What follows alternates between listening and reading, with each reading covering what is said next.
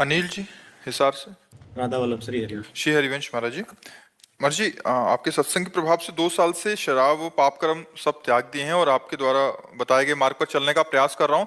महाराज जी, मेरा प्रश्न है कि आपने 13 वर्ष की आयु में घर छोड़ा और भगवत प्राप्ति के लिए निकल पड़े। गुरुदेव, आपने कंचन, कामनी, कीर्ति, इन तीनों बड़ी रुकावटों को पार किया। इसके बाद रिद्धि सिद्धि प्राप्त की आपने। अब तो तीनों घेर लिए हैं ले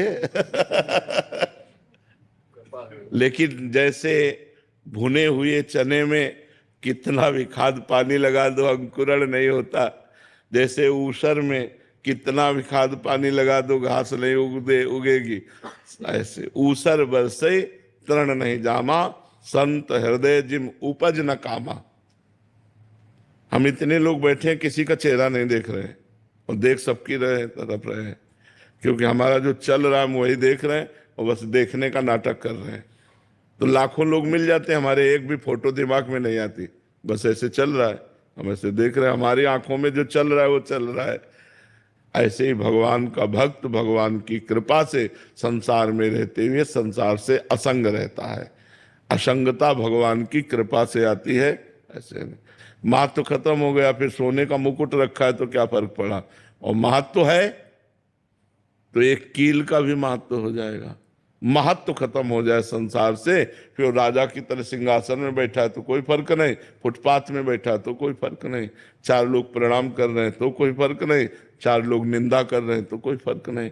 वो स्थिति आ जाने पर है, स्थिति ना आए तो फिर फर्क पड़ जाएगा। वही स्थिति भजन से प्राप्त होती है। महाराज जी, आपने स्वयं के अंदर जब रिद्धि सिद्धियों का अनुभव किया तो आपने इन पर विजय कैसे प्राप्त की? गुरु कृपा से।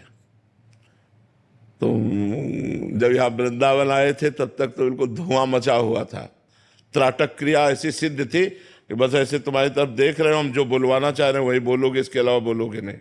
ये सब बातें खत्म हो गई ये गुरु कृपा से। गुरु जी ने कहा कि अगर प्रेम मार्ग में चलना है तो ये सन्यास मार्ग की इन सब बातों को हटाना पड़ेगा, इन सिद्धियों को हटाना। तो हम कहा हमारे बस की नहीं रही, तो फिर बरसाने गए और राधा बाग में, तो बस उन्हीं की कृपा से सब। इधर भी ऐसे अनुभव होते थे किसी को देख के, मतलब ऐसा?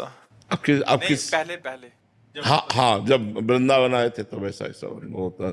अब ये है कि जैसे हम आपको देख रहे हैं तो अब हम अपने प्रभु देख रहे हैं, हम व्यक्ति नहीं देख रहे।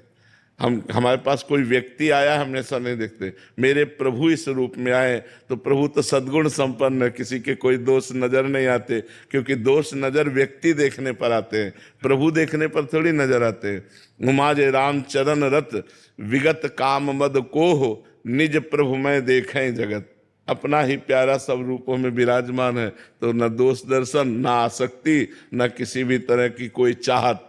कोई भगवान की कृपा से ऐसी कोई चाहत नहीं है कि जो हमारी बकाया हो, कि हमें अमुक चीज मिल जाए, अमुक पद मिल जाए, अमुक कुछ, मतलब कोई चाहत नहीं।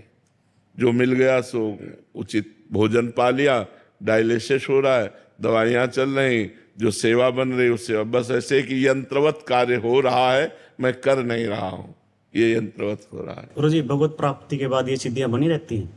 भगवत प्राप्ति में ही तो स्थितियां जागृत होती है। ये जो स्थिति समानता की है, भगवत प्राप्ति में ही जागृत होती है। भगवत प्राप्ति के